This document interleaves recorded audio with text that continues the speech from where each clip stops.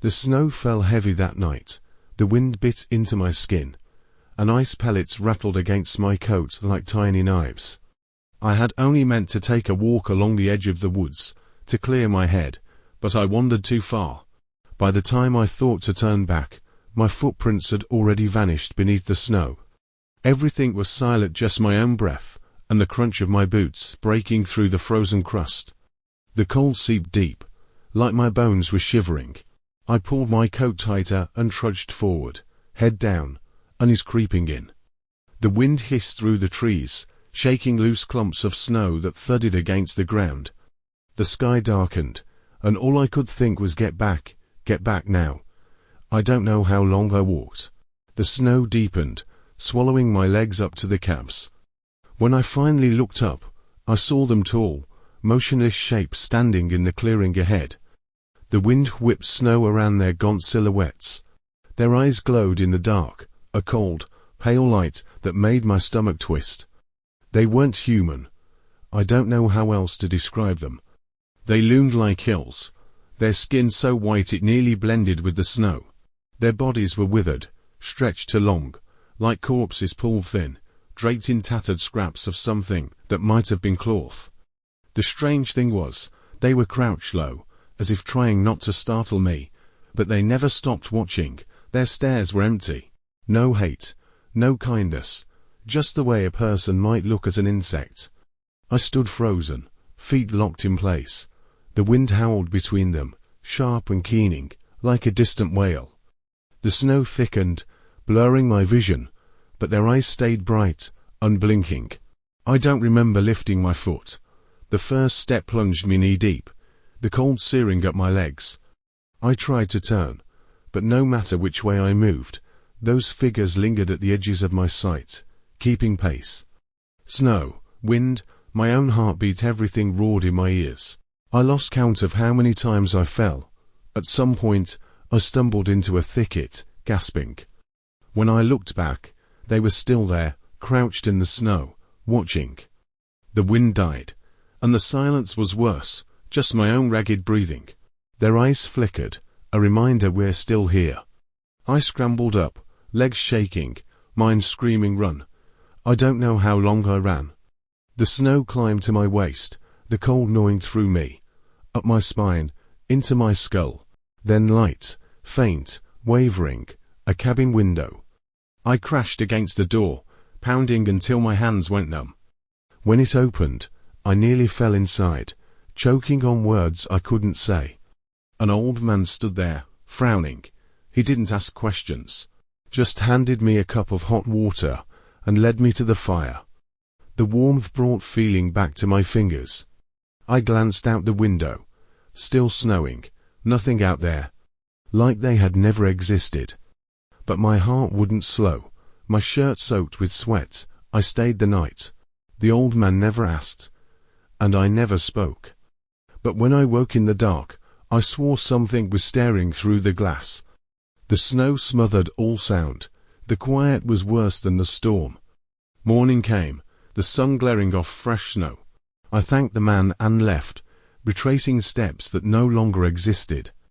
The woods were empty, just my own tracks, and yet, sometimes, at night, I still see their eyes, bright, waiting. That winter, the snow was heavier than anyone could remember. Our town had fewer than 1,000 people, and everyone knew everyone else. The streets were buried, cars barely moved, and the grocery store's wooden sign was half covered by drifts. My father and I had to take turns shoveling snow off the roof each day, or the weight would crush our house. It was during those days that 2 young men went missing. Jason and Tyler, 22 and 20, loved strapping on snowshoes and heading into the mountains with their rifles. On the 3rd day of the storm, they didn't come back. The whole town whispered about it. When the weather cleared a little, some of the men formed search groups. My father led one, and he pulled me along. I was barely in my 20s, nervous as hell, but he told me this was what men did. At dawn, 10 of us set out in heavy coats, rifles slung across our shoulders, packs of dry food on our backs. The cold was so sharp it hurt to breathe, our breath freezing instantly in the air. Snow buried the mountain paths. Each step sank us to the shins, and icy water seeped through our boots. 2 hours in, the sky dimmed again, the wind howled, snow blasted sideways into our faces. We trudged on, huddled, and I didn't notice how far apart we drifted until I looked back. The men behind me were nothing but shapes in a white blur. I shouted for my father, but the storm swallowed my voice. Only his back was still ahead of me. That's when we got separated. My father was turning to call out when a massive black shadow lunged from the side. A bear. Its fur clumped with snow, its eyes burning. Before my father could react, the bear slammed him into the ground.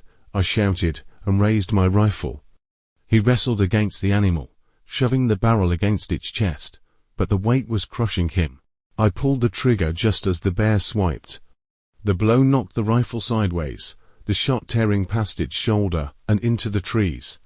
The bear turned on me, its growl rattling my bones. It charged. I scrambled back, rifle lost in the snow, yanking my hunting knife from my belt. When its bolt crashed down, I drove the blade upward. Steel scraped its side, leaving only a shallow wound. It roared, swung a paw, and snow exploded into my face, filling my lungs with the taste of iron. My arms went numb, the knife nearly slipping from my grip. I rolled desperately, carving a furrow in the snow. The bear lunged again, and I kicked hard, catching its chest. Pain shot through my leg, but it bought me a heartbeat. I lunged for the knife, ready to meet it head-on. And then, from the valley, came a sound, not a bear, not any animal I knew. A long, heavy call that echoed through the mountains, metallic and ancient, like something buried under ice was waking. The bear froze. It rose onto its hind legs, trembling, sniffing the air, twisting its head in panic. My father, still on one knee, stared wide-eyed. The call came again, closer now, pressing into my chest, so hard I nearly dropped. The bear shuddered, turned, and bolted into the woods, crashing through snow as if fleeing for its life. I stumbled to my father. His coat was torn, his shoulder bleeding, but he was conscious. With clenched teeth he let me pull him up, and without a word we started back down. We hadn't gone far before I saw it. Through the snow mist stood a shape bigger than any bear, twice the size of a man, draped in grey-white fur like armor of ice. Its head stretched long, somewhere between elk and wolf, antlers branching pale from its brow. The dim lights glowed in its sockets, flickering like embers. It didn't move, just stood there, arms hanging low, fingers brushing the snow. The wind tugged at its fur, and for a moment the mountain itself seemed to breathe with it. I froze, doubting my eyes. But my father's voice cut low, urgent, "Run." We turned, stumbling as fast as our legs would go. Behind us, the call rose again, so close it felt like it would split my chest open. The ground trembled, snow slid from branches, crashing down our backs. We ran until a dark outline appeared ahead, a cabin, the kind hunters used when storms got bad. We dove inside, slammed the door. It was dark, wood stacked in one corner.